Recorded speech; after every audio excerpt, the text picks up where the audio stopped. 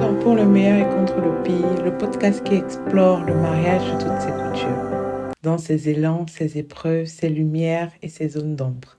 Ici, vous entendrez des témoignages vrais, des confidences de couple, des interviews à cœur ouvert, mais aussi des réflexions, des récits, des questions. Car le mariage, ce n'est pas qu'un jour de fête, c'est une traversée, parfois douce, parfois chahutée, toujours humaine. Que vous soyez en couple, célibataire ou simplement curieux de ce lien sacré, prenez place. Bienvenue dans l'intimité du mariage, dans toute sa vérité.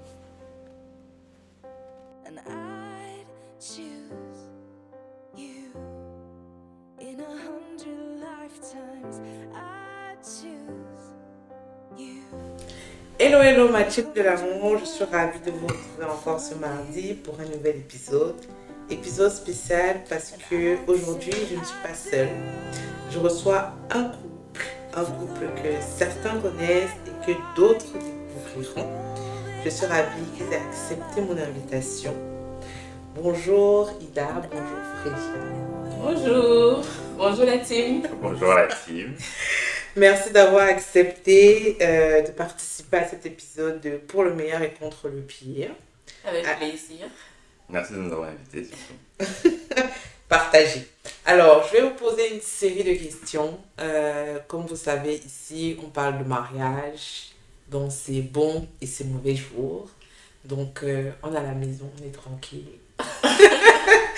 On va se détendre et puis on va partager. J'espère que votre histoire nous édifiera et édifiera tous ceux qui seront amenés à l'écouter. Nous espérons aussi. Alors, je vais commencer par une petite anecdote. Moi, je crois que j'ai connu Ida avant Freddy. Je ne me rappelle pas où. Je crois que c'était sur Facebook. Oui, c'est Facebook. Et ensuite, de fil à aiguille, on s'est... Alors, je trouvais qu'elle ressemblait énormément à Amy Alade. Ça, c'est le truc qui m'avait le plus marqué. Ah ouais. Et j'aimais surtout sa joie de vivre. Je crois qu'on avait participé à un événement. J'adorais sa joie de vivre. Et Ida a été l'une des premières, je crois, à me contacter pour maquiller pour le mariage. Et parlant de mariage, je pense que j'en ai fait beaucoup de mariages. Mais il y a un mariage qui m'a marqué. Il est dans le top 5, c'est celui d'Ida et Freddy. Et c'est surtout, je crois que ce qui m'a le plus marqué, c'était la complicité. S'il y a un mot qu'on me demandait de définir pour ce mariage-là, j'allais dire complicité. Je les trouvais tellement complices. En fait, j'avais l'impression qu'ils étaient nés pour se marier. C'est-à-dire que c'était tellement tout coulé en fait. C'était, on sentait la femme qui va épouser son best pote. Ils étaient joyeux, ils étaient... Bref, c'est vraiment... C'est vraiment quelque chose qui m'a marqué. Donc, ma première question, c'est comment est-ce que vous vous êtes connus? Vas-y, réponds. Il faut qu'on s'entende qui répond à quoi. On fait votre avis. Parce que peut-être toi, il t'a connu avant et toi, tu l'as pas connu avant. C'est ça, Non, mais quand on parle de se rencontrer, il y a toujours une petite anecdote que je vais raconter après. Vas-y, commence. Ok. Donc, mon mot de réponse, je vais d'abord dire merci pour l'invitation, vraiment.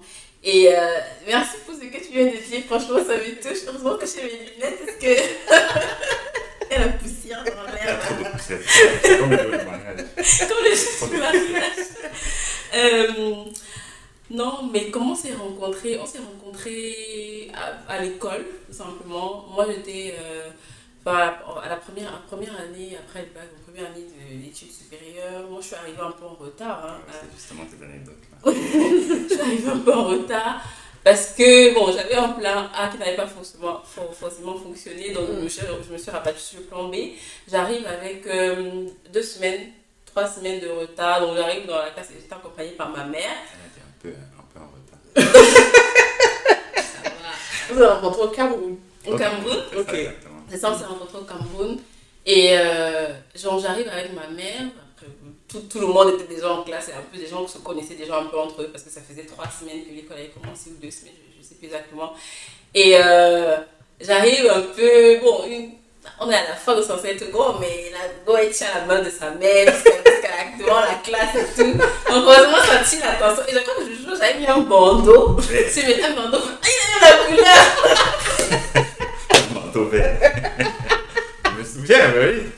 Je me je te crois. Et j'avais mis un bandeau sur ma tête ce jour-là. Et je pense que c'est aussi ça qui avait attiré l'attention, n'est-ce pas? Parce qu'après, on m'avait donné un surnom, peut-être Tortue Ninja. Ouais. Exactement. Ah, voilà. On plonge dans des souvenirs. Et bah, c'est comme ça qu'on s'est connus. Et je pense que du coup, j'ai quand même fait une entrée assez particulière dans la classe. Donc, du coup, j'ai attiré l'attention, on va dire, de beaucoup de personnes. Et dont lui. Mais voilà, on a commencé à se parler, mais de loin, quoi. Déjà en groupe, on se parlait dans les groupes parce qu'on était dans la classe et il y avait des groupes et tout. On se parlait dans les groupes. Mais rien de très intime, on va dire. Oui. Ok. Donc toi, tu vois la fille au bandeau vert. Oui, c'est ça. En fait, on était en cours et tout. Et voilà, il y a une nouvelle étudiante qui arrive. Et on voit sa mère, à l'extérieur. Voilà, tout le monde se demande tous, c'est qui. Je ne vais pas dire qu'à ce moment-là, j'étais déjà intéressé. Mais voilà, c'est parti de là. Et puis on a commencé à se rapprocher par les amis. C'est-à-dire qu'elle avait une amie. Et moi, j'avais un ami qui était un ami de son ami à elle. Et puis après, c'est comme ça que les groupes se sont rapprochés. Et puis c'est comme ça qu'on a commencé à discuter, à parler tous ensemble. Ok. Et à quel moment, du coup, on commence à se dire, celle-là, elle m'intéresse, ou celui-là, il m'intéresse, entre cette première entrée, je vais pas oublier l'anecdote du bandeau vert, entre cette entrée magistrale et le moment où on se dit, elle m'intéresse. Non, je vais répondre le quoi que c'était moi qui étais la première intéressée. Exactement. Ça, c'est bien ça. Je crois que c'est moi qui t'ai répondu. Non, mais après, je crois que c'est ça. L'événement, ça se passe un peu, peut-être au mois de fin septembre ou début octobre, je ne sais pas exactement. Et son année, c'est en décembre. Donc en décembre, on va aussi dans les trucs, les cités universitaires ou dans les facultés, il y a plein de fêtes d'étudiants, parce que c'est la fin d'année, c'est les fêtes de fin d'année, c'est Noël, c'est ça. Donc il y avait une fête qui était organisée fin décembre, je ne sais plus exactement quel jour. Et donc moi, je pars à la fête avec ma copine, ma soeur, c'est avec qui je vivais. Et on arrive à la fête, donc on croise lui, le mec et sa bande d'amis qui étaient là. Et je sais pas, dans les commentaires comme ça, ils disent ah non, il y a son anniversaire qui était dans quelques jours. Donc c'est le 13 décembre, donc c'était une semaine avant ou 2 semaines avant, je sais plus. Et moi, je lui dis, donc on parle comme ça tous les jours. Et tu as l'anniversaire, tu ne m'invites même pas. Ouais, tu me donnes même pas un gâteau, rien. Et moi, le gâteau d'anniversaire. Et donc, je me dis comme, bah, excuse-moi, je ne savais pas que tu voulais manger le gâteau. Donc, on peut se donner un rendez-vous pour manger le gâteau. Donc, tu me donnes un rendez-vous, il me dit, ok, viens tel jour. Je vais arranger ça. Donc, je viens le jour, le gars a acheté le gâteau, tout posé, tout. Et je dis voilà les gâteaux, donc on mange le gâteau, c'est comme ça qu'on commence à discuter, et voilà, de fil en aiguille. De cette façon, c'est vraiment dit un jour, ça y est, on commence notre relation. Ça s'est fait vraiment de manière naturelle, de manière progressive, oui, voilà, c'est ça. Mais tout part de. Et après. C'est ça, tout part de la. Ouais, c'est pour ça que son anniversaire, c'est vraiment un événement important pour nous, parce que c'est vraiment à partir de là, que notre histoire d'amour a commencé. Hein.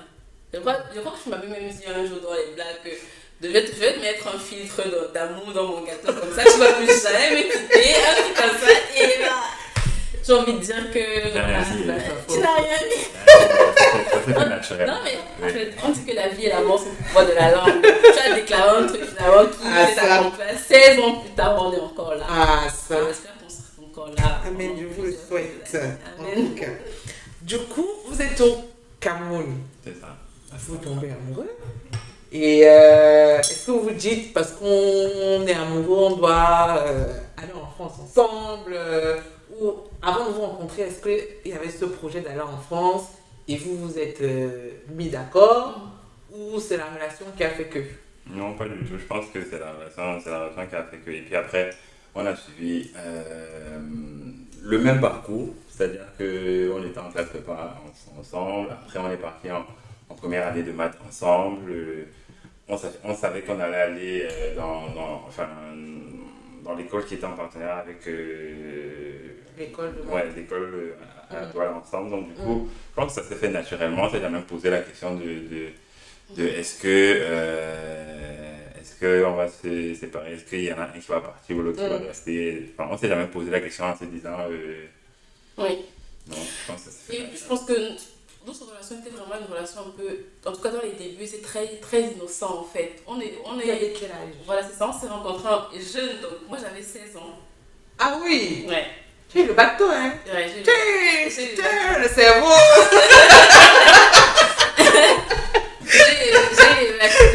Tu es HPI, comme on dit dans certains pays. Loin de là. Ah oui! J'avais des facilités, mais HPI non. Facilité était toujours premier avec ça. Voilà. 16 ans. Facilité. 16 ans quand même, voilà, c'est pas commun. Il faut dire que tu avais quel âge? J'avais 18, non, je crois. 18, ouais. Oui, c'est assez jeune. Je crois. Et donc vous arrivez en France, vous avez quel âge? On est 19. arrivé en 2000. 3 ans plus tard, moi j'avais 19 ans. On est arrivé en 2011. 11. Mm. Ouais, Et vous avez vécu direct ensemble? non, pas Non, du tout. non. Pas du tout. Ah oui? Pas du tout. Non, pas du tout. C'est pareil, quand on est arrivé, on était à la fac et donc on était dans des chambres En intensité U. en cité U. D'accord. Et puis après, chacun a pris son appartement, on n'a pas, Ok. on n'a pas habité ensemble. C'était Ok. pas. Ok, très bien. C'était pas déjà à ce moment-là. Non, mais C'était c'est pas comme ça que je dis, en fait, au début, c'était vraiment une relation innocente. On ne s'est pas mis ensemble, vu l'âge qu'on avait. Oui. C'était vraiment dans l'insouciance. C'était juste, voilà, je vois vraiment que tu me plais, vraiment, et je te plais. Et puis, comme des jeunes, on se met ensemble et puis on profite de la vie. On n'avait pas vraiment de grosses attentes l'un envers l'autre, je pense, à ce moment-là. Voilà, c'était YOLO. Voilà. Voilà. On joue le Et tour et c'est- on voit en fait Si si ça nous quelqu'un amène. part, on va chercher l'autre. Il y avait encore. Ok. Et du coup, donc, vous vivez votre histoire d'amour tranquille, peace, on va dire ça comme ça. Et à quel moment tu te dis, j'ai envie d'épouser cette fille-là? Freddy. Bah. À quel moment je pense que. À quel moment et surtout, qu'est-ce qui te donne envie de l'épouser? Parce qu'il y a le moment et il y a le... Je pense que ça commence d'abord par j'ai envie et donc ensuite je vais poser l'acte. C'est surtout ça en fait. Bah, je pense que ça arrive après plusieurs étapes, tu vois. Plusieurs étapes, c'est-à-dire que on a fini notre cursus universitaire, on a commencé à travailler et on a même commencé à habiter ensemble. C'est-à-dire que je ne sais pas combien de temps on avait déjà commencé. On était ensemble. Un an. Oui, à peu près un an. Et donc, du coup, moi, je pense que ça s'est fait un peu naturellement dans ma tête, dans le sens où je me suis dit, j'ai passé cette étape-là, j'ai passé cette autre étape-là, j'ai passé cette autre étape-là, j'ai discuté avec mon père, et puis, entre guillemets, j'ai la fille de quelqu'un chez moi, sans que ce Ça, soit... c'était une phrase de papa. Voilà, c'était une phrase de mon père. J'ai la fille de quelqu'un chez moi sans que ce ne soit ni ma fiancée ni ma femme. Donc je pense que c'est comme ça que ça s'est goupillé. En plus du fait que il y avait une phrase, quand j'avais justement discuté avec mon père la première chose que mon père m'a demandé, c'est est-ce que tu l'aimes? Tu vois. Donc partant de tout ça, c'était assez facile d'aller vers la demande et voilà, de vouloir se marier. Donc, je l'aime. J'ai plutôt accompli des choses déjà qui me permettent de pouvoir aller vers le mariage, habiter ensemble et déjà préparer peut-être la venue d'un enfant. Donc, du coup, c'était assez naturel dans ce sens-là où, comme je disais encore une fois, j'ai quelqu'un chez moi sans que ce soit.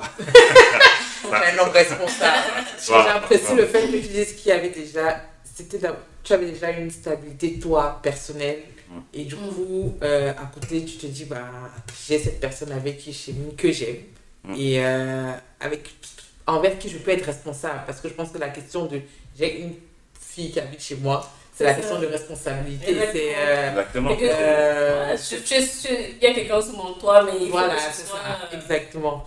Et du coup, est-ce que toi, tu vois la demande venir? Pas du tout. En fait, moi, je dis toujours, il y a deux écoles. Je sais que chez les femmes, il y a un peu deux écoles. Il y a l'école des filles qui rêvent de leur mariage depuis toute petite, qui, voilà, il y en a même qui connaissent déjà la robe, la fleur. Et il y a celles qui n'y pensent pas forcément, pas parce qu'elles n'aspirent pas au mariage, parce que moi j'ai toujours voulu me marier, ça c'est sûr, je pense qu'on en parlait, mais même quand on en parlait, c'était pas... on en parlait parce que je disais qu'il fallait qu'on se marie, non, c'est juste parce que voilà, on était amis, même avant d'être petite amie, et dans les divers, je parlais de, voilà, vraiment une chose à laquelle j'aspire, mais je n'avais, jusqu'au jour où il me demande un mariage, je n'ai jamais pensé à mon mariage. Vraiment, en mode je rêve de mon mariage et tout. Pas du tout dans je n'avais pas du tout vu ça venir. Et on a commencé à habiter ensemble un peu. Encore une fois, c'était vraiment par concours des circonstances en fait. Donc, on ne s'était pas vraiment posé pour dire que voilà, là on a traversé ces étapes, maintenant il faut qu'on habite ensemble. Donc, c'était vraiment le concours des circonstances parce qu'on s'est retrouvés tous les deux un peu en recherche de logement au même moment. Et c'était au moment où on arrivait en région parisienne, je crois que ça faisait une année et demie qu'on était en région parisienne parce qu'avant on était en province. Donc on arrive en région parisienne, moi je suis en colocation, je crois à l'époque, et lui aussi il est de son côté, et on arrive à un moment où maintenant on n'est plus étudiant, on est un jeune actif, et bah, forcément les logements qu'on avait ne nous convenaient plus, donc on commence à chercher quelque chose un peu de, voilà, un peu mieux, quoi, de meilleur, adapté à notre nouvelle situation. Et c'est comme ça que, voilà, par le concours des circonstances, et on habite ensemble. Et je vais préciser ça parce que c'est quelque chose qui avait marqué son père, papa à l'époque. On prend un logement de 2 chambres. Parce qu'on se dit, on est colocataire, on est un couple sec, mais on n'est pas mariés, comme disait tantôt, on n'est pas fiancés.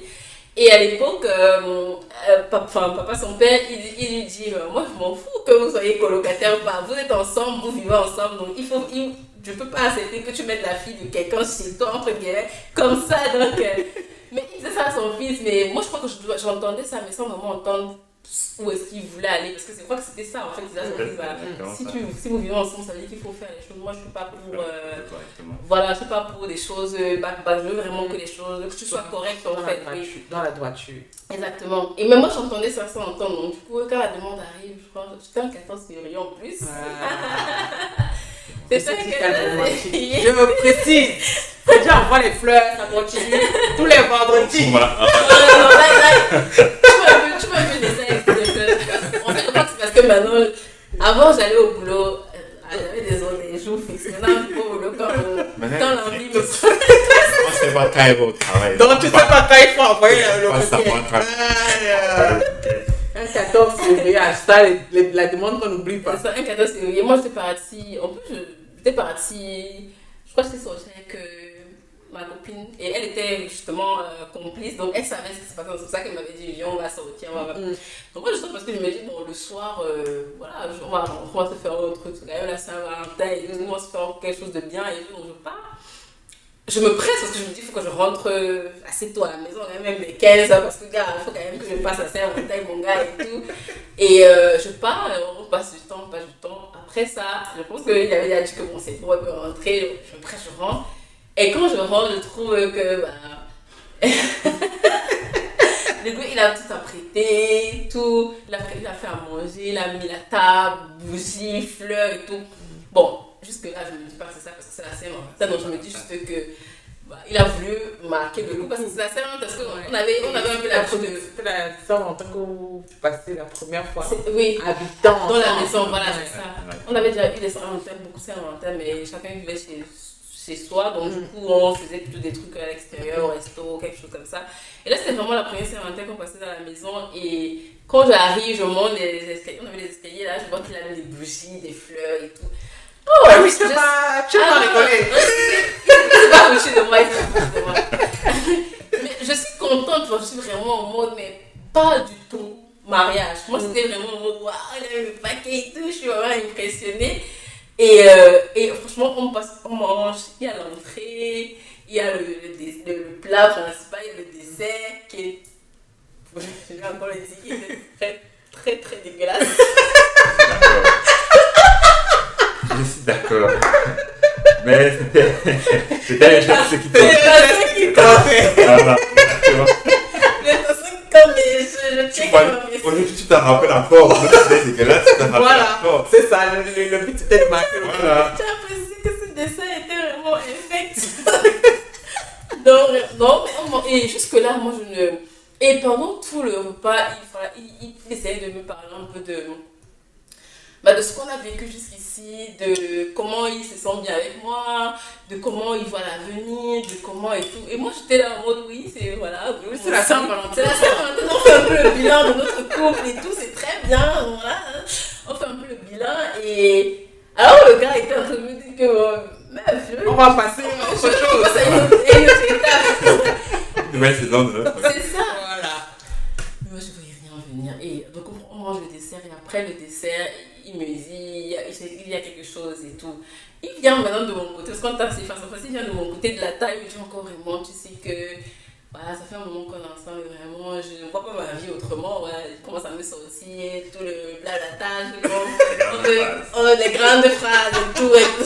Moi, je suis là, je rigole. Comme c'est mon. Ouais, ma vie, c'est rigoler. Je ris. Et il sort la bague et tout, il dit est-ce que tu veux être ma femme? J'éclate. Elle rigole. C'est Moi, vrai. je suis là, l'attends, elle rigole.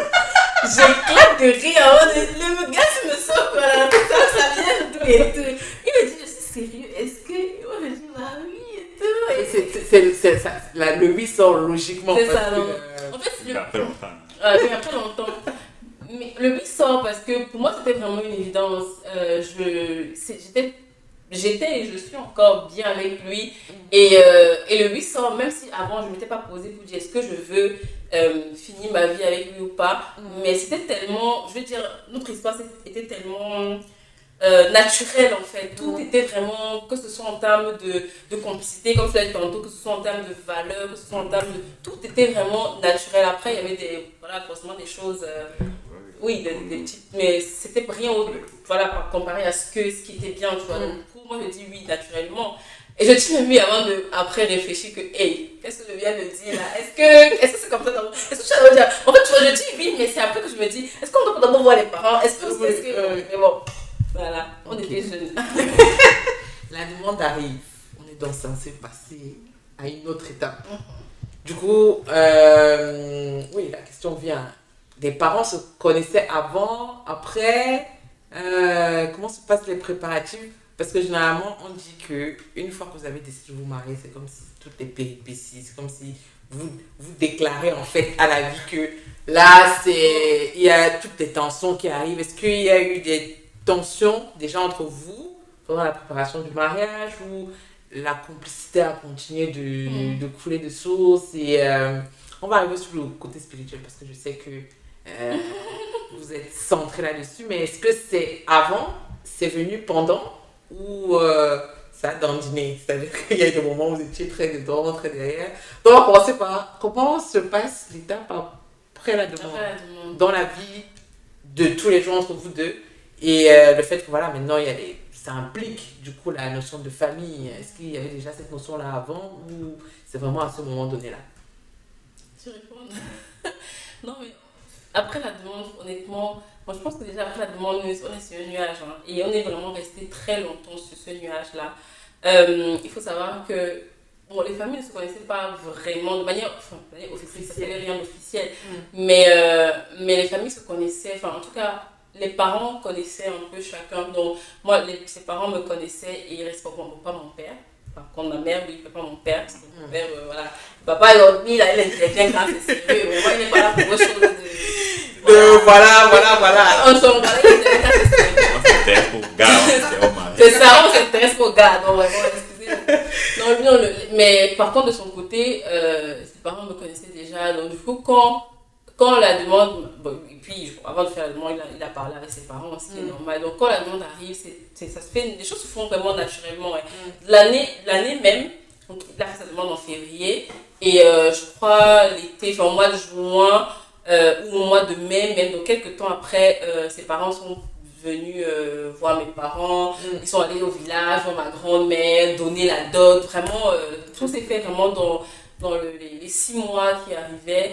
Et en fin d'année, en octobre, on va au village faire le mariage coutumier. Vraiment, tout c'est...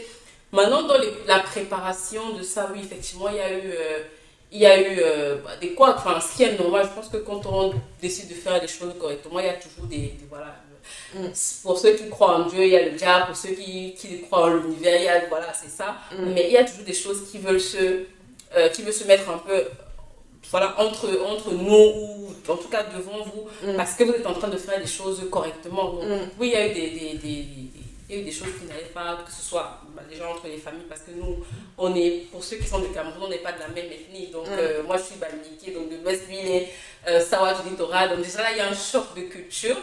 Et quand on sait que le mariage traditionnel, c'est vraiment quelque chose qui est très traditionnel, comme son nom l'indique, très culturel, très familial. Le choc de culture. Voilà, il y a eu ce choc de culture qui a fait qu'il y a eu voilà, des incompréhensions, il y a eu des poids, que ce soit de mon côté, que ce soit de son côté, que ce soit... Mais vraiment, je rends grâce à Dieu parce qu'au final, voilà, tout ça est passé, tout ça a été derrière nous et tout s'est vraiment très bien passé. Voilà, bon, c'est rien de... Il n'y a pas eu d'incident majeur en tout cas. Ok. Et donc, il y a le mariage. Très beau mariage. Je crois que c'était l'un de mes premiers mariages enfants. Très beau. J'ai encore les photos. Chaque août. Ah oui, c'est bientôt. Voilà, chaque 3 août. Snap me rappelle toujours que souvenir. Voilà, 3 août 2018. C'était vos noces de... 7 ans, c'est ça. Je sais pas le temps. En tout cas, c'était vos noces. Ok, le mariage arrive, le mariage est beau, magnifique. Vous êtes sur votre nuage, ça il faut le dire. Très complice, très ambiancé, très... Voilà. Et quand je vous écoute, je comprends maintenant ce qu'on a pu ressentir. C'était vraiment la complicité, c'était vraiment le... on enlevait même toutes les strass et périodes, on a l'impression d'être à la fête de deux personnes tranquilles. C'était... Tu as eu le mariage, bon, tu as dit que tu n'as pas rêvé, mais à partir du moment où il y a eu la demande, tu as quand même commencé à te dire, je voudrais que mon mariage soit comme ça. Et donc, est-ce que tu as eu ce sentiment à la fin de la cérémonie, que tu as eu le mariage auquel tu as rêvé? J'ai eu le mariage auquel j'ai rêvé. Toujours, il y a toujours des couacs. Je pense que c'est comme ça partout. Mais franchement, à la fin, je me suis dit, oui, je suis avec la personne que j'aime. Et je rentre parce que je suis aussi dans une famille que j'aime mais qui m'aime, donc vraiment pour moi voilà, tous les quoi qu'il y a pu avoir pendant le mariage c'était rien. Le plus important était à côté de moi. C'est mignon. Et du coup qu'est-ce que je voulais dire, la demande arrive, le mariage, tout ça, et comment se passe la vie après? On a fini la cérémonie. La cérémonie était sur 4 jours, je crois. C'était sur 3 jours. 3 jours, oui, c'était 3 jours. Oui, c'était 3 jours. Après, tout le monde part, on reste là. Comment se passe la vie après? En vrai de vrai. Rien de chaud. Beaucoup de gens disent que quand tu te maries, la première année, Elle est difficile. Il y a beaucoup de choses qui se passent. Mais je sais pas pour toi, mais pour moi, je pense qu'il y a rien de particulier. Est-ce que c'est pas parce que vous viviez déjà ensemble avant? Ouais, je pense que c'est parce qu'on vivait déjà ensemble. On avait déjà appréhendé certaines situations. En fait, parce que quand on parle du mariage, c'est justement ça, c'est parce que avant les gens ils vivent pas ensemble, après ils se mettent ensemble, donc tu apprends à connaître l'autre vraiment dans son intimité, dans la profondeur, dans vraiment choses que nous on avait déjà parce qu'on vivait ensemble. Quand le mariage civil arrive, on est déjà mariés de manière traditionnelle, donc on a même déjà les familles qui sont impliquées, il y a ses parents qui viennent à la maison, il y a mes parents qui viennent, donc on est déjà mariés traditionnellement. Donc on est déjà mariés traditionnellement. Donc, oui. peut-être que je dirais, peut-être après le mariage que tu mets, peut-être oui, là il y avait eu un peu, voilà, certaines, il y a eu des challenges qui sont arrivés à nous. Et je pense que nos plus gros challenges en fait en tant que couple, c'était même pas vraiment nos problèmes de couple, c'était vraiment l'environnement, oui, c'était vraiment l'environnement, la maladie. On a beaucoup géré la maladie dans notre couple, hein, la maladie, voilà, principalement des parents. Et c'est vraiment des épreuves qui ont été très compliquées, que ce soit de son côté ou de mon côté. Mais voilà, on a eu. C'est qu'il faut. Voilà, c'est des épreuves aussi. Et le mental et le couple. Et le couple, donc comment vous gérez, c'est ça. Donc oui, c'est plutôt après le mariage traditionnel qu'on a eu des épreuves encore, choc de culture, la manière de faire qui n'est pas pareille d'un côté à l'autre. Voilà. Mais il y a quand même quelque chose qui était un fil conducteur. C'était vraiment Dieu. Même si moi, à cette époque-là, j'étais pas, même nous deux, on n'était même pas encore vraiment. On n'était même pas encore vraiment dans le Seigneur, on va dire. On connaissait Dieu parce que voilà, les parents nous ont amenés à l'église, nous on s'est mariés devant Dieu. On connaissait, voilà, on savait qu'on a un créateur et qu'il faut il faut vraiment le respecter, il faut prier, mais on n'avait pas encore une relation vraiment, une vraie relation avec le Seigneur. Mais on avait des parents, surtout ma belle-mère, qui étaient vraiment des modèles. Et qui était vraiment, c'est vraiment le truc, je vais dire, ça restait vraiment le fil conducteur, parce que même si on était de deux cultures différentes, voilà, il y avait vraiment cette culture spirituelle-là qui était vraiment un pont, en fait, entre nous, que ce soit entre nous deux et entre deux familles, qui permettait de gérer même quand il y avait des conflits. C'était que, parce que on a cette crainte de Dieu, parce qu'on a vraiment, et on essaie toujours de trouver des solutions ensemble, quoi. Ok, très bien. Donc, vous vous mariez. Et le premier enfant arrive. J'étais enceinte quand je me suis mariée. Oh, voilà. Oui, donc ça arrive très vite. Très vite. Est-ce que ça bouscule la vie du coup au quotidien? Comment tu vis la grossesse? Comment tu vis le postpartum? Est-ce que. Elle, la grossesse. J'aime être enceinte. C'est une autre personne. C'est une personne qui est, je pense, 5 fois plus joyeuse que J'aime être enceinte, quand faut le dire, ouais. normal. J'aime être enceinte. Elle aime être enceinte. C'est vraiment une autre personne. Du coup, pour toi, c'est facile à vivre, quoi, parce que. Réellement, c'est vraiment facile à vivre. Moi, j'entends souvent les gens qui disent que non, leur femme les réveille dans la nuit pour leur demander, je sais pas moi, les raisins ou je sais pas quoi. Ouais. Moi, ma femme, quand elle était enceinte, la personne la plus pisse du monde. Je sais même pas comment l'expliquer. Ça s'est hyper bien passé, que ce soit pour le premier ou pour la deuxième. C'est vraiment. Et puis, c'est souvent après. Ouais. Et puis, c'est souvent après. Une fois que j'ai accouché, c'est souvent le post. Bon, pour le premier, c'était compliqué parce que j'avais une césarienne. Bon, l'accouchement s'est passé, c'était vraiment une montagne russe d'émotions. Hein. On est vraiment passé par toutes les étapes pendant l'accouchement. Puis après aussi, il fallait gérer la césarienne, la blessure. Gloire à Dieu, il y a ma mère qui était venue, qui était là. Après, il y a aussi mes beaux-parents qui sont venus. Mais non, la grossesse se passe bien. Et puis, bon, le premier enfant, il commence parce qu'il y a beaucoup de gens qui nous disent bon, vous allez vous marier, vous êtes déjà mariés, parce qu'on était mariés traditionnellement. Mais là, vous allez vraiment faire les choses légalement et tout. Et il faut savoir que quand on se marie, là, maintenant, on veut l'enfant. L'enfant ne vient pas. Parce qu'on a le stress maintenant qu'on est marié, on veut fonder une famille et tout. Donc, on se dit que bon, ok, on se connaît quand même depuis longtemps et c'est quelque chose qu'on voulait, on savait qu'on voulait faire des enfants, mais on savait qu'on voulait les faire assez rapidement, on voulait les faire jeunes. Lui, il disait qu'il voulait avoir ses enfants avant 30 ans. Moi, je ne m'étais pas donné d'âge, mais je savais que je voulais faire des enfants assez jeunes. Donc, on se dit, ok, comme on est déjà mariés, voilà, traditionnellement, de manière traditionnelle, on est mariés, donc ça c'est le mariage. On a commencé à faire nos essais bébés, tranquilles, coup d'essai, coup de maître. Coup d'essai, coup de maître. Donc vraiment, premier essai, là en fait, heureusement c'était 2 mois avant le mariage, donc du coup je me marie, je suis enceinte de 2 mois, ça va encore. Mais bon, il y a déjà les hormones, la fatigue, enfin plus les hormones, les hormones à gérer, mais vraiment l'arrivée du premier enfant, ça nous a pas plus bouleversé que ça. Vous avez été vraiment. Non, on était vraiment. On dit toujours que notre premier, on a continué à vivre comme on vivait avant, mais c'est l'arrivée du deuxième qui a vraiment changé beaucoup de choses. Avec le deuxième, en fait, déjà, je sens que notre deuxième enfant, elle est très fort caractère. Elle est vraiment, depuis le ventre, elle a vraiment un caractère. Elle s'affirmait. Donc, il y a ça, il y a aussi le fait que quand tu as 2 enfants maintenant, il y a plus les mêmes. Quand il est seul, tu peux vraiment te concentrer sur un enfant et adapter le planning. Quand ils sont 2, ils n'ont pas le même âge, c'est 2 besoins différents. Et ma fille, elle arrive à une période un peu particulière parce qu'elle arrive, je crois, mon père est malade. Mon père est malade déjà. elle avait 5 mois. Mon père, il arrive à la maison très malade, très très malade. J'ai un bébé, un nouveau-né à gérer. On a le grand frère à gérer. On est tous les deux parce qu'il faut savoir que ma mère, elle est au Cameroun. Moi, je suis l'aînée. Je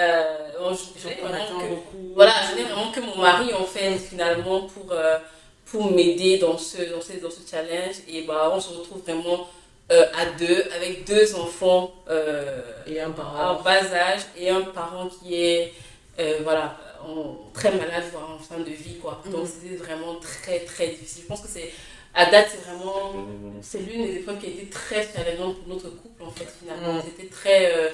même, en fait, je crois qu'on n'était même plus un couple, en fait, pendant cette période-là. On était vraiment... on est passé à l'étape de fratrie, on était vraiment des frères. Oui. Voilà, on était vraiment des frères. On n'était plus du tout un couple parce qu'on était devant une situation où il fallait gérer. Et voilà, moi, je pouvais compter que celui en tant que grand frère, finalement. Et voilà, quoi. Et lui, il n'attendait pas forcément des choses de moi en tant qu'épouse parce qu'il savait que... Voilà, donc ça a été assez difficile. Ouais, c'est compliqué, Donc, donc c'est plutôt l'arrivée du deuxième enfant qui était compliqué. Déjà parce qu'elle a un fort caractère et parce qu'elle arrive aussi à un moment où il y a beaucoup d'épreuves de la vie qui sont arrivées en même temps. Donc c'était pas du tout facile. Pour nous en tant que couple et même pour notre famille et même pour nous en tant que personne. Donc c'est une période, c'est là que j'allais venir. Ça fait partie des périodes qui a été compliquées à... Le couple, on a oublié à ce moment donné là. C'était vraiment comme tu dis la fratrie. Et toi, Freddy, comment tu vis ça? Parce que tu as la responsabilité de la famille, tu as une femme, tu as 2 enfants et tu as ton beau-père. Quand on est déjà dans ce sens là, c'est même son père, j'ai envie de dire. Tu as ton papa qui est à la maison qui est... Comment tu gères ça d'un point de vue... parce que à la fois, il faut rassurer parce que les filles, alors je connais Ida un peu. Après, il est passionné par son papa. Pour moi, je pense que j'étais passionnée par mon père. Donc, ça doit être compliqué pour la personne à côté de pouvoir trouver les bons mots. C'est un peu moins compliqué. Pourquoi? Parce que, comme elle avait déjà expliqué avant aussi, mon père il avait déjà été très malade. Et il était avec nous pendant, je crois, plus de 7 mois à peu près. Donc, c'est une situation que je connais un peu. Que je connais un peu. C'est une situation que je connais. Et donc, je sais comment on peut se sentir dans ces moments-là. Et je sais ce dont on a besoin, entre guillemets, pas pour aller mieux, mais pour se sentir moins mal. Pour être s'apaiser un tout petit peu. Et donc, oui. Gérer les enfants, ça, on sait le faire, mais gérer la maladie, c'est compliqué, mais j'avais déjà entre guillemets cette expérience-là. Donc, je savais comment l'accompagner, je savais quoi lui dire pour qu'elle se sente moins mal, je savais comment faire, et puis voilà, c'est anticiper aussi les choses. Anticiper les choses, et puis après, c'est aussi ma femme, donc je sais comment gérer. Donc je pense que c'est comme ça que la situation, je ne veux pas dire que c'est bien passé, mais c'est... Vous arrivez à surmonter. Voilà, on est arrivé à... On arrive à tenir un jour après l'autre. Donc c'est plus par cette expérience-là que j'avais déjà eue que j'ai pu, entre guillemets, gérer. Et on dit souvent que les expériences difficiles, ou des expériences qui arrivent quand on est marié, nous permettent souvent de voir des facettes de l'autre qu'on ne connaissait pas, et soit de l'aimer davantage, soit de... Mais je pense que si vous êtes toujours ensemble, ça veut dire que vous avez découvert des facettes l'un de l'autre que potentiellement vous ignorez ou qui sont davantage accentuées. Je dirais pas que j'ai découvert, mais je sais que c'est une comment je dis souvent ça, elle est émotive, mais émotive plus, c'est-à-dire que elle ressent les émotions vraiment de manière décuplée. Donc du coup, en sachant ça, comme je disais, je ne vais pas dire que j'ai découvert ça parce que je le savais déjà. Et puis après, ce type d'épreuve est vraiment difficile.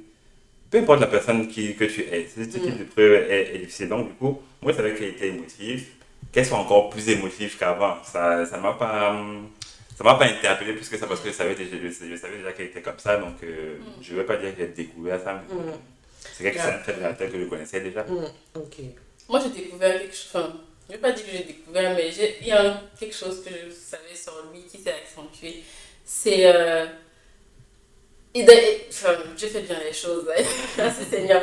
Parce que, faut savoir que, je pense que depuis qu'on te parle, là, tu vas te dire, ok, ils n'avaient pas de problème, elle aime tout de lui il aime tout d'elle. Non, pas du tout. Vraiment pas du tout. Vraiment pas du tout. Il y a forcément des choses que de lui que je n'aimais pas, et il y a des choses de moi qui n'aimais pas.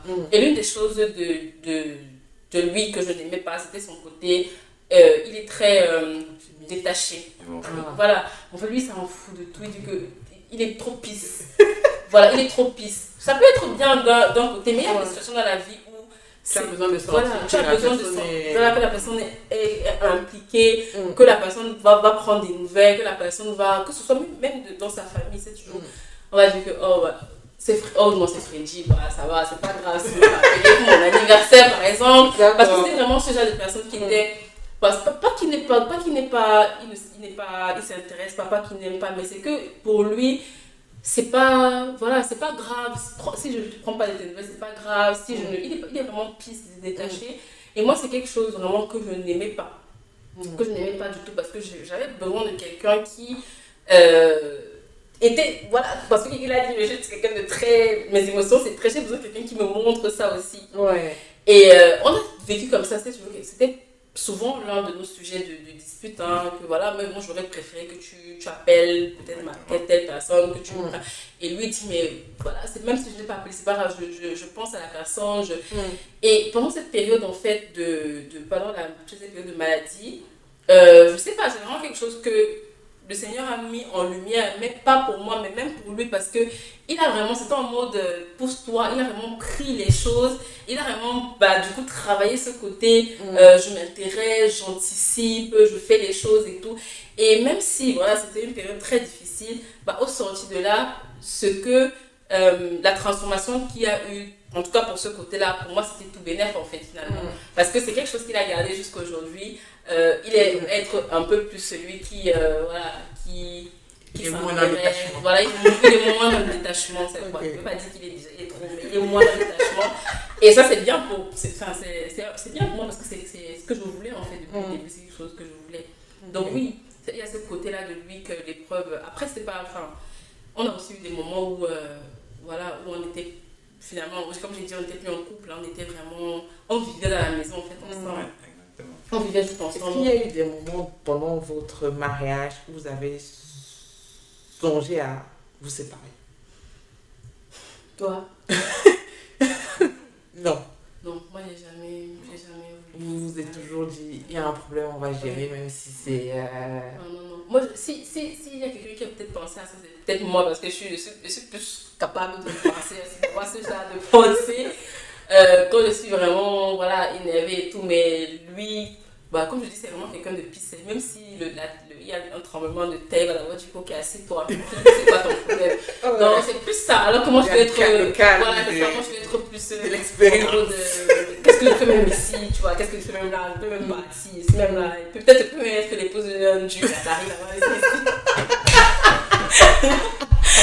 Et puis non, il m'a dit ok, assieds-toi, c'est quoi le problème en fait? Okay. Mais c'est pas parce que tu cries que le tremblement de terre va s'arrêter, tu vois, donc calme-toi. Et puis, mais je pense que j'ai jamais pensé arrêter la relation. En tout cas, peut-être qu'avant le mariage, c'était déjà quelque chose qui était arrivé. Je pense que même si avant le mariage, parce qu'on avait eu une période avant le mariage où on ne savait pas si on était encore ensemble, on n'était plus ensemble du tout. Mais depuis qu'on s'est engagé l'un envers l'autre, non, jamais.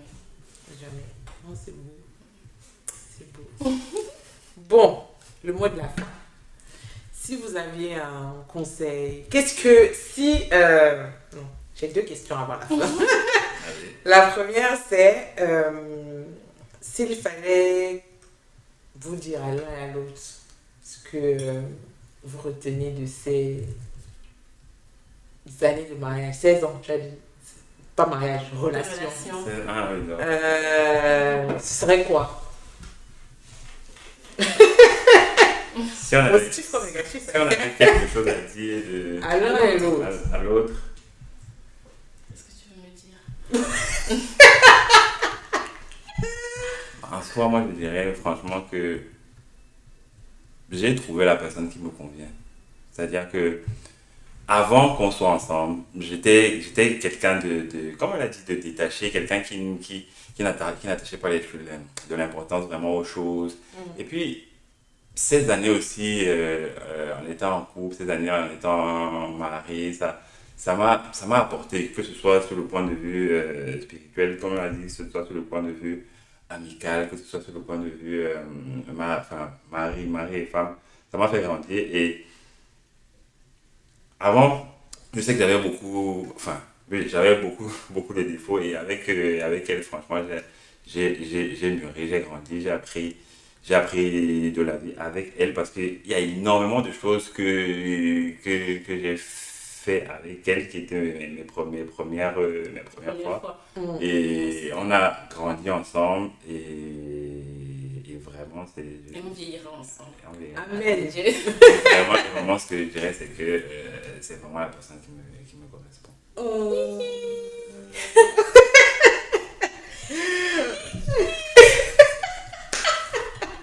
Je pense à 50 €. C'est pas beaucoup. Non, mais c'est chaud. Moi, en fait, ce que je peux te dire, là, c'est que je peux te dire merci. Je veux te dire merci. Merci, merci pour ces 16 années. Parce que, comme tu as dit, on a grandi ensemble. Donc, on s'est rencontrés. On n'était pas forcément. On ne savait pas forcément ce qu'on voulait, en fait, l'un comme l'autre de la vie. Et voilà, la Bible dit que le fait aiguise le fer. Parce que aussi, je suis au contact au quotidien de quelqu'un de bien, quelqu'un voilà, de macho, quelqu'un de sensible, quelqu'un de vraiment de joyeux, quelqu'un de peace, comment dire quelqu'un de peace, quelqu'un de généreux, et que au fil du temps, j'apprends aussi à être cette personne-là. Donc, merci d'exister, merci d'être toi, et je rends grâce pour ta vie, et je prie que le Seigneur te donne d'être cet homme selon son cœur, pour moi d'abord, et ensuite vraiment pour tout le monde, toutes les personnes qui te connaissent. Et j'ai une question qui m'est venue là.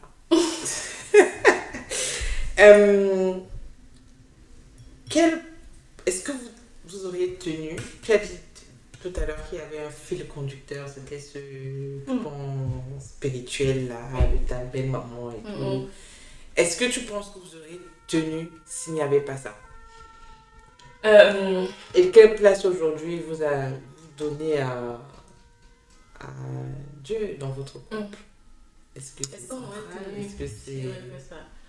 Je ne sais pas. Je ne peux pas savoir. Moi, je ne peux pas savoir si on aurait tenu. Peut-être qu'on aurait tenu, mais différemment. Je n'ai pas vraiment la réponse. Mais c'est sûr que, en fait, comme j'ai dit, au début, on ne connaissait pas vraiment. On connaissait Dieu. Même quand on s'est marié, notre vie peut-être pas. Voilà, c'est ça. C'est que, voilà, on priait quand on y Voilà. pensait. Tu vois, on savait que Dieu existait, mais on priait quand on y pensait.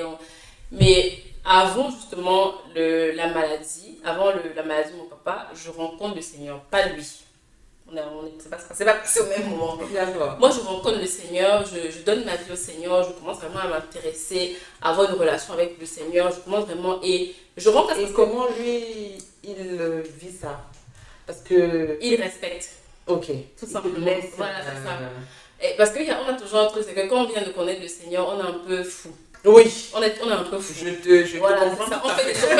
Moi, des fois, même quand je regarde la je me dis, mais comment il a fait pour c'était arrivé à un niveau où, genre, il va aller se coucher. Moi, je vais être là parce que j'écoute les enseignements. Le matin à 4, je suis déjà sortie du lit parce qu'il faut que j'aille prier, parce qu'il faut avant que le jour ne se lève et tout. Et je n'ai même finalement plus le temps pour mon mari, en fait, parce que quand j'étais pas au travail, que j'étais pas en train de faire, oui, les enfants, c'est ça, c'était vraiment, pendant ce temps, j'avais vraiment laissé mon foyer, et je pense pas que c'est ce que Dieu veut. Dieu ne veut pas que tu laisses ton foyer parce que tu veux le suivre. Et je rends grâce parce qu'il a vraiment été compréhensif, c'est-à-dire que oui, la situation ne l'arrangeait pas forcément, mais il respectait, il regardait. Est-ce qu'il t'a souvent dit que c'était trop? Non. Non. Mais tu as pensé que c'était trop à des moments, Oui. peut-être, je pense. Oui, à des moments, je pensais que mais c'était plus par rapport aux enfants, pas par rapport à moi. Parce que des fois, comme elle disait, elle va se réveiller à 4 heures et puis à 7 heures, elle sera fatiguée. Des fois, par exemple, on partait à l'école, les enfants partaient sans par Je exemple. ne les voyais pas. Elle ne les voyait pas. Parce que j'ai prié ou je sais pas toute la nuit, après le matin je suis fatiguée, les enfants vont à l'école, je sais même pas Et là, quelle tenue ils ont tu te dis portée. un peu que là, c'est trop. C'est-à-dire que les enfants, ils te voient même pas, ils te disent même pas au revoir pour passer la journée. Enfin, c'est souvent à ces moments-là où je me suis dit, voilà, oui, c'est... Et à quel moment, du coup, tu fais le switch en te disant, oh, là, Je pense tu le fais le switch personnellement ou tu as une... Non, peut-être c'est le Saint-Esprit parce que, honnêtement, j'étais dans ma folie. Vraiment, j'appelle ça. J'étais dans ma folie. Et je pense que c'est un peu normal parce que quand on vient de connaître le Seigneur, on a soif, on veut connaître, On se pose beaucoup de questions, on remet même son existence en question en se disant... C'est pas évident, c'est pas dans quelle direction, alors c'est pas C'est comment. ça. Et quand Tu remets tous tes choix c'est ça. Tu remets tous tes choix en question. Tu juges les tu autres. veux vraiment tout bien faire en te disant qu'il faut absolument que tu sois parfait. C'est ça. Et comme tu ne sais pas forcément où, en tout cas moi, je ne savais pas forcément où trouver les bonnes réponses. Donc, du coup, j'étais partout. Dès qu'on dit qu'il y a 3 jours de jeûne ici, je suis là-bas. Je fais 3 jours de jeûne. On dit qu'il y a 10 jours de jeûne dans telle église, je suis là-bas. On dit qu'il y a 21 jours de jeûne, je suis. On dit qu'il y a une nuit de prière, je suis. En fait, j'étais vraiment dispersée. Mais je rends grâce parce que c'est vraiment ça qui m'a permis de tenir. Encore une fois, je pense que si je n'avais pas rencontré le Seigneur avant cette épreuve, je n'aurais pas tenu. Clairement, je sais que je n'aurais pas tenu parce que c'était vraiment difficile pour ma chair, pour mon âme, pour tout. Mais le fait de ne pas avoir des moments où je me tournais les pouces parce que j'étais toujours en train de chercher quelque chose, toujours en train de... Ça m'a aidé et je pense que aussi, en cherchant Dieu, le Saint-Esprit en fait travaille ton cœur, il travaille et quand tu arrives à avoir le discernement, tout naturellement, tu commences à laisser certaines choses, tu commences aussi à te faire confiance en fait, faire confiance au Saint-Esprit qui est en toi, te dire que ce que Dieu attend de moi, c'est pas que j'enchaîne les jeûnes, que j'enchaîne les nuits de prière et tout. Ce que Dieu attend de moi, c'est que je prenne soin finalement de la famille qui m'a donné d'abord, que je prenne soin de mes enfants, que je parle de lui à mes enfants, à mon mari. Justement, je lui disais, mais tu pries, mais ton mari à côté de toi, voilà. Voilà, et comment tu l'amènes? Comment je te tire? Tu sais comment je t'ai tiré. Honnêtement, moi, je parlais avec lui, je disais, voilà, est-ce que je pense qu'on peut faire ça et tout. Mais je pense que vraiment, j'ai tout fait à genoux.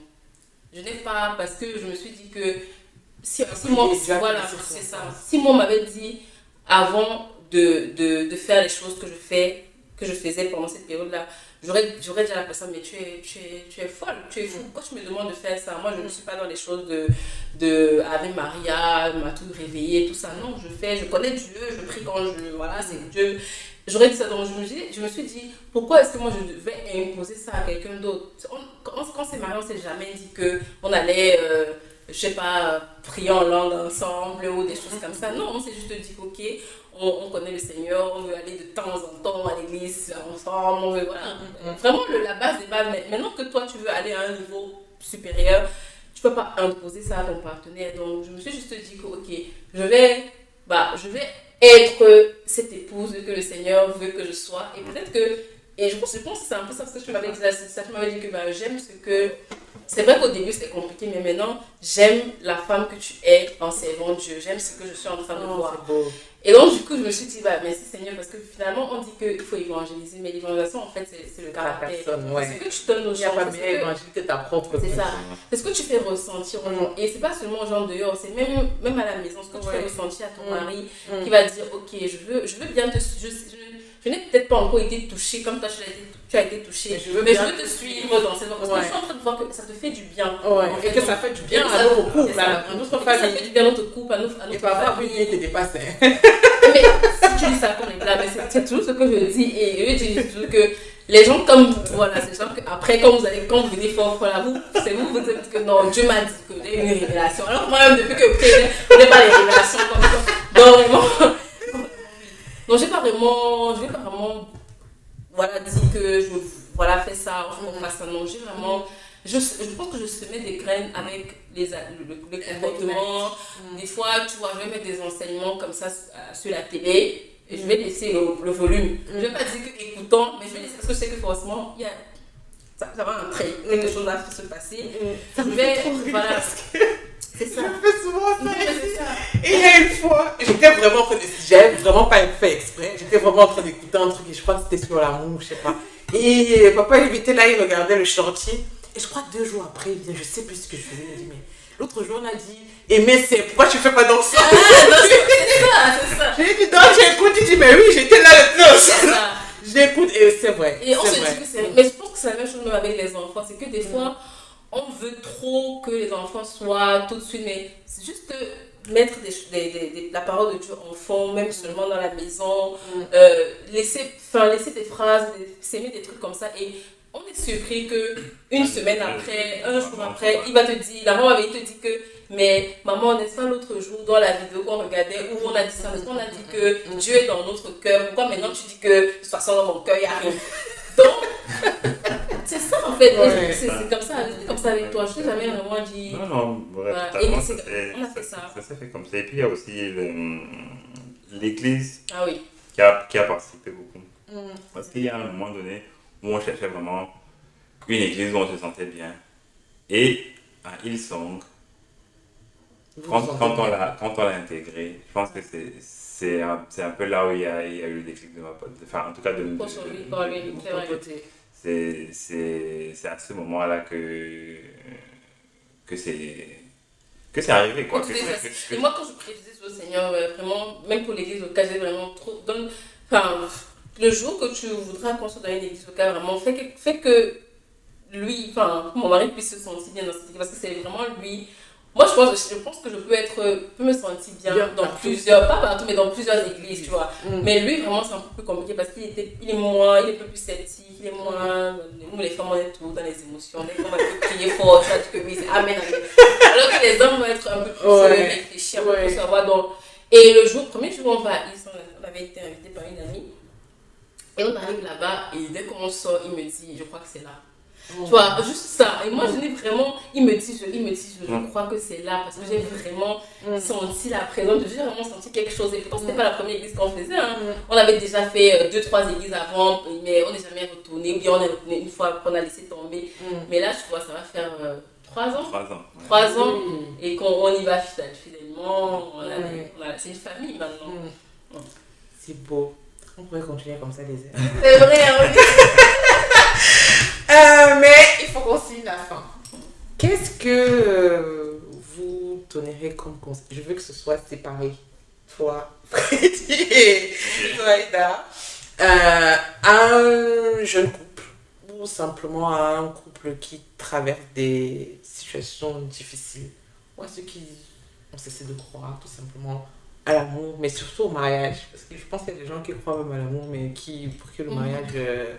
c'est du... Qu'est-ce que vous diriez? Vas-y. Alors, moi, qu'est-ce que je peux dire? Déjà, je veux dire que tout ce qui existe n'existe pas pour rien.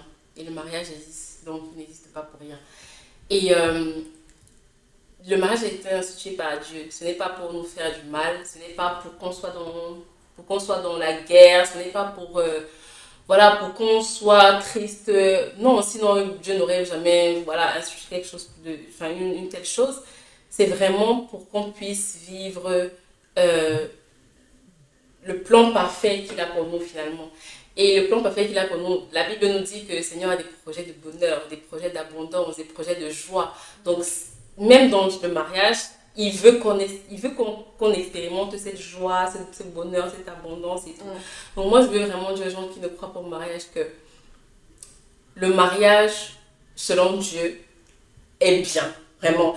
Et je veux dire que le mariage, selon Dieu, c'est pas forcément parce que tu vas à l'église, ton mari va à l'église. Non, nous, on s'est mariés. Honnêtement, on ne connaissait pas encore vraiment le Seigneur. Pourtant, je pense que Dieu a approuvé notre mariage. On est encore là aujourd'hui. Il nous a vraiment tenu la main, vraiment. Donc, même si vous n'êtes pas encore en Christ,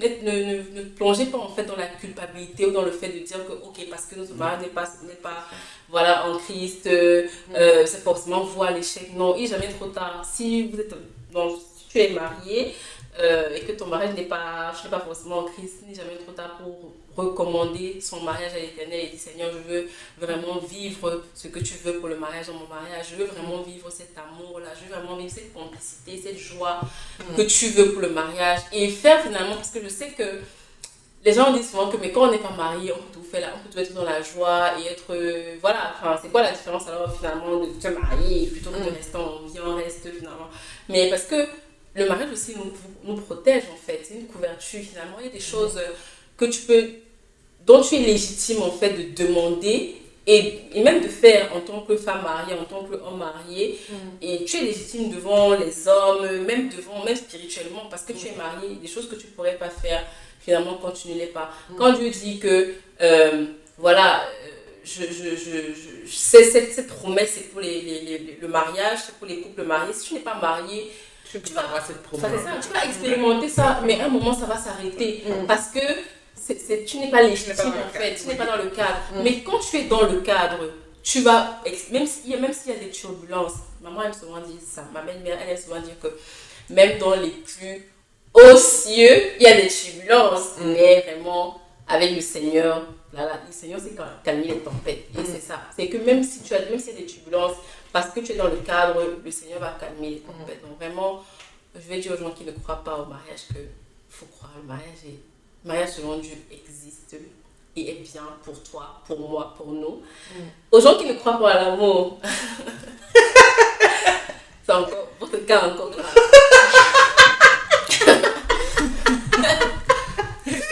On va prier. Mais c'est pas. On va prier. Mais non, l'amour existe vraiment. Et l'amour, c'est la base. Et l'amour permet tellement de surmonter des choses insurmontables, vraiment. Et on a parlé des difficultés qu'on a eues avec Fred pendant la maladie et tout ça. Mais je pense que si on ne s'aimait pas véritablement, on n'aurait jamais tenu. Vraiment.